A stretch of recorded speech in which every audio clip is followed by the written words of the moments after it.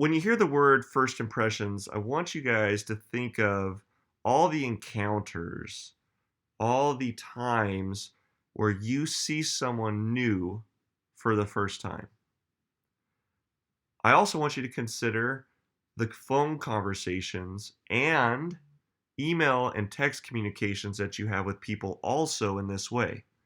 So, first impressions aren't limited to just someone seeing you, they're any type of first impression, and you actually have them every day. So, don't limit it to like a meeting or an appointment that you have or something related even to work. They exist everywhere in your life.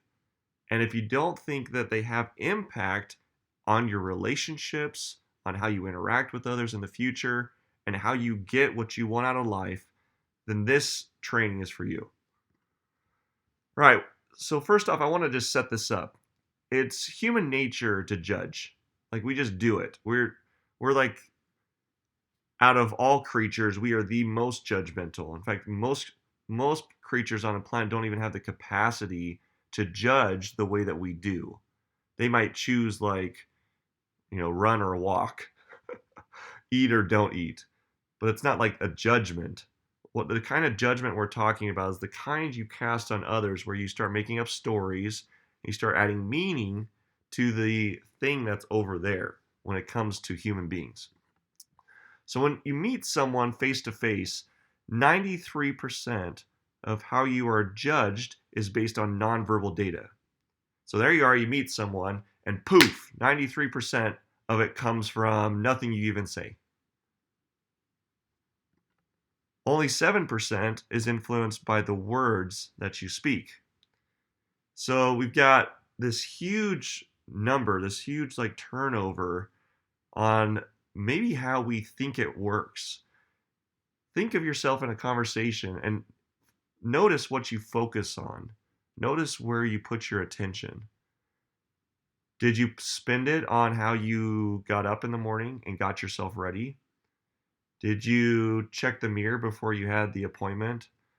Did you double check the text or the email that you're about to send? Did you have a nice script and bullet points when you got on that phone call? Or did you think it was about what you were about to say? So this we have to consider our first encounters when we're not with someone. And when that's the case, when your initial encounter is over the phone, 70% of how you are perceived is based on your tone of voice, the tone, and 30% on the words. So now we have this, again, this huge flip when it's just conversations. Where do you put your focus? Is it just in the words?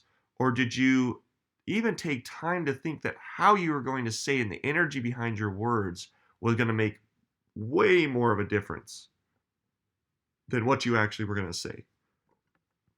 Clearly, it's not what you say.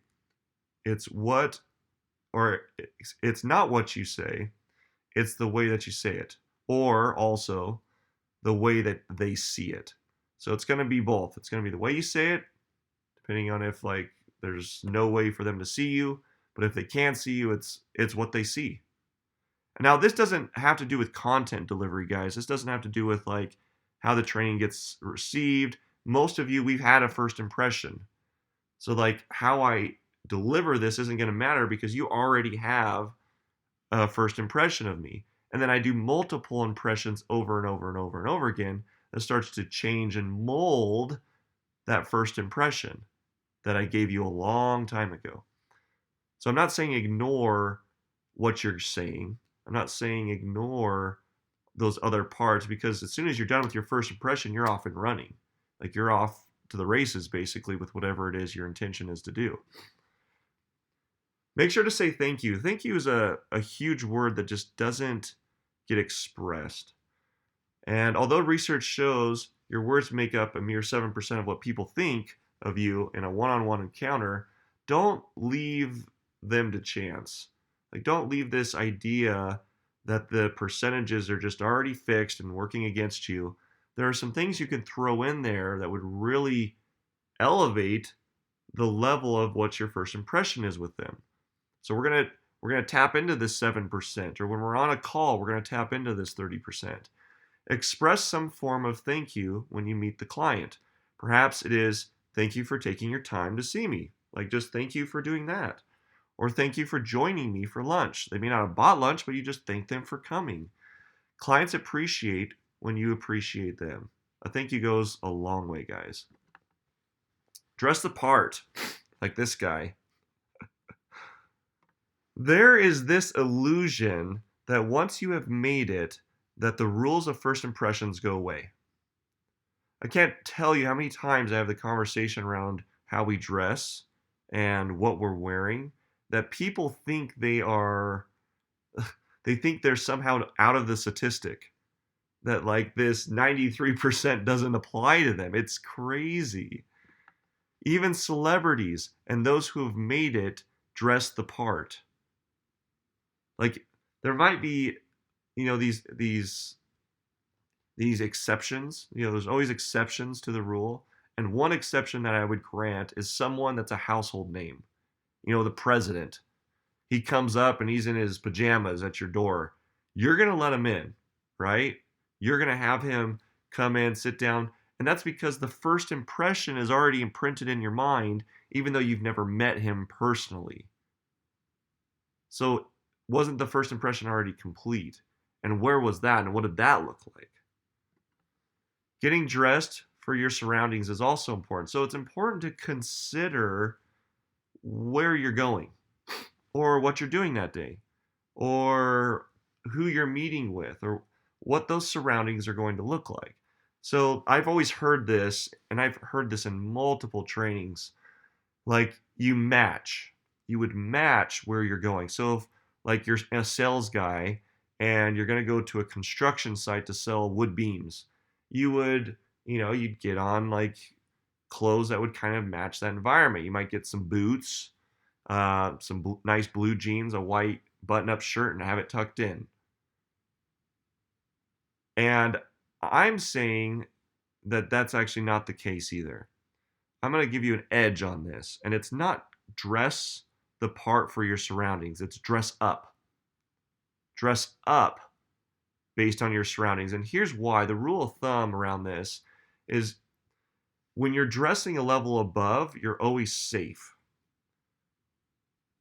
Your perception of how you should be dressed might be off. And dressing a level up is always the safe way to go. If you think people are showing up and they're going to be in polo shirts, khaki pants, and you show up with, a step up from that, a nice button up, maybe even a tie, dress shoes, you're going to fit right in. And most importantly, what impression are you leaving with the group? If you're going to a business meeting and it's white shirt and tie, you might wear a really nice suit. So you want to dress a level above that. And it's not to steer attention from people, but it's really to leave an impression, because people, we naturally do that, don't we? When you get in a room, don't you do a quick scan and compare everyone in the room? And the reason you compared wasn't actually, notice this, the reason you compared wasn't because you were comparing them to each other. You might have done some of that. But when you first go into the room, the reason you do a quick scan is you're comparing you to them. And what if you walked into the room and you just knew immediately, wow, I'm the nicest one dressed here. Or I'm the one who's got myself put together the best. I really set myself up a level above everyone in the room. Imagine your way of being. Imagine how you would show up in that environment knowing that's where you are. Would you approach people, and when people come to you, would you have this like concern that, oh, I don't fit in, or oh, I should have worn this, or oh, I should have done this with my hair today, or oh, I really should have worn. No, you wouldn't have any of that. It'd all be out of the way. So you could really be with people. And that first impression would just get drove in, and you'd leave them with this like, wow, this guy's great. Okay, smile. Don't you love people that smile? I mean, look at this guy. He's just like, I could have a conversation with this guy, right? Having a big smile when you first meet the customer goes a long way. Many times salespeople get nervous for their first couple of sales meetings. This nervousness affects their ability to think positively, and away goes their smile. When first meeting a customer, it is crucial that you make them feel comfortable. The easiest way to do that is through your facial expressions. They say smiles are contagious, and data suggests that smiling boosts your mood. So imagine you have first impressions everywhere. And imagine that everyone around you is just as scared of you as you are of them. Like, we live in a world where everyone's just scared of everyone. We all have these fears. And when I say scared, I don't mean like, this guy's got a gun. I mean, they just have fears. Like, oh, I'm constantly worried what people think. Or I'm worried about how they're going to take this. Or I'm worried about this. Or just imagine that the other person's feeling the same thing. And a smile breaks that. You ever notice you're just like in an elevator or you're walking across the hall or you see someone and there's like you're crossing sidewalk paths and there's kind of this awkwardness and you're getting in this way of like, oh, this is getting weird. Okay, I'm only having to deal with this for another 10 seconds and we walk by. Offer a smile and see how everyone just goes to ease. It's like, oh, there's no threat here. And it might be contagious. You might start a conversation with someone you've never met before. Okay, use their name. Names are powerful, and this is one I struggle with. It's like, for me, names aren't important until you're important to me. And I get that I get to shift around this. This is something I struggle with. But everyone loves hearing their own name. When you use the client's name in conversation within the first 12 words and the first 7 seconds, you're sending a message that you value that person and are focused on him or her. Nothing gets other people's attention as effectively as calling them by name. It also, and this is a practice for me that I use, is saying their name right after you've learned it. Like it says here, like right in the first 7 seconds or 12 words, is it ingrains the name so you don't forget it. Because there's nothing that leaves a molding impression as forgetting a name or doing the hey you thing. So remembering a name goes a long way also, and that ties in with this first impression stuff. Grooming hair. Some people they've got it figured out. Some people just, have bad hair days. But your client will notice your hair and face first. That's going to be the thing they go to first. If you were to do a scan on this 93%, you'd find most of the attention is actually put on the face and the hair.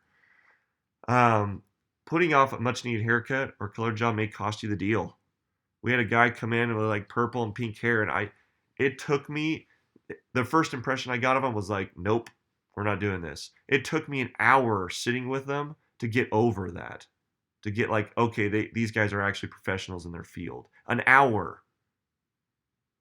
So don't do some crazy thing with your hair either, because then you're left spent like trying to convince people that's not who you are. Like, oh no, I'm not weird. I'm not a serial killer. I'm not all these things associated with that hair color and weird style that you see on TV. Like, I'm normal. Like, spare yourself that. Very few people want to do business with someone who is unkept or whose hairstyle doesn't look professional. Don't let a bad hair day cost you the connection. Also, side plug on this, unwanted hair in the nose or the ears can also be distracting. I know this is a fun one, but have you ever been with someone who's just got like, and it's usually men, so women, you're kind of off the hook on this one, but it's like these older guys and they've just got like this thing coming out of their nose. Like, it's like having a stain on your shirt. You guys have seen the commercial where the stain is like screaming in the interview? It's the same thing. Your first impression, the eyes and the attention is going to go to that. And then how can you be with your client? Shoes. People will look from your face to your feet. So it's actually not there and in between. They've actually found that you go from face to feet and then you check the outfit. So if your shoes aren't well maintained, the client will question whether you pay attention to other details. Shoes should be polished as well as appropriate for the business environment. They may be the last thing you put on before you walk out the door, but they are often the first thing your client notices. So just remember, 93% face, feet. Then it's about the rest of the things you're wearing. Handshake. The first move you make when meeting a prospective client is to put out your hand. There isn't a business person anywhere who can tell you that a good businessman handshake should be a firm one. And that doesn't mean crush their hand. It doesn't mean hold too long. It's just a nice, firm shake. You're done. Make sure your hands are dry. When I go in to see people and I go in to have a handshake, I kind of check in. How's my hand feel? You don't want to have a sweaty hand or something that's going on that's going to feel uncomfortable in the other person's hand. Also, no one likes a hand that's been somewhere either. So if your hand's been like in your hair, or you've just been, working on cleaning the trash, or you've just got done eating, take some time for them to notice that you're cleaning up and then going for the handshake. No one likes a dirty hand or a hand that's been somewhere. It's just respectful. Walk with purpose. I love this. Be proud of yourself. Be proud of your work. How you walk projects this. Studies have shown people who walk 10 to 20% faster than others are viewed as important and energetic. Pick up the pace and walk with purpose if you want to impress. You never know who might be watching. And it's really for you. This pace thing, this walking thing really has to do with you also. It's like you're not just doing it for them, you're doing it for you. Be busy. This doesn't mean like fake it. Like ultimately, I started with this one and I was like appear busy. And ultimately, you might have to start that way, but really what the point is actually be busy. And not busy because like you're just doing busy work, busy because the things you're doing, you have like something you're up to in life, right? You're going somewhere. You've got direction. You know who you are. And anyone who wouldn't be busy because their time to them isn't important. It isn't valuable. They're not up to something. They're not playing big in life. People associate busy with important. So this is why. Busy is seen as important. If you're sitting around, you're not doing anything, people start looking and wondering like, well, you must not be that important. Your time is also valuable. So I'm going to flip this on you on why you would create this first impression. And it's your time's valuable. Aren't you going, even if you're an employee, even if you're working for someone, aren't you up to stuff? Aren't you looking for what's next for you? Your time at work is valuable. And how you are perceived, or maybe I perceive you as a boss, or how your coworkers perceive you and then talk about you, your time's valuable. And if you're on it and you're working and you're really working on efficiencies, and then when you've got free time, you're going to people who could use help, or you're going to the boss and saying, hey, I got that done, I'm ready. Like it says something about you. And now my perception and other people's perception of you really starts to shift.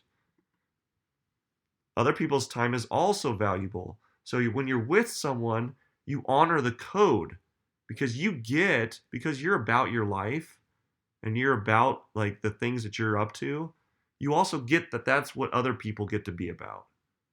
That their time's valuable. That when we're done with an appointment and it's 9:30, boom, we're done. See you later. Thank you. Or when you're with someone on a call and you're like, okay, it's an 8-minute phone call. Like I know you sales guys, you know this. It's 8 minutes.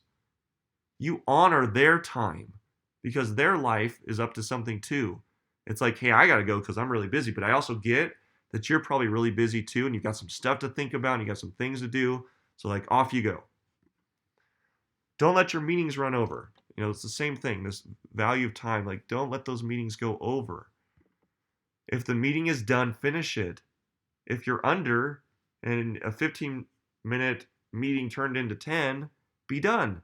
I think we're complete here, aren't we? Yes, great. I've got stuff to do. So do you, it sounds like now. When's the next time we're going to meet? When can we follow up? Okay. Be confident. Confidence obviously is like, it's not like a shirt that you put on, right? But it shows.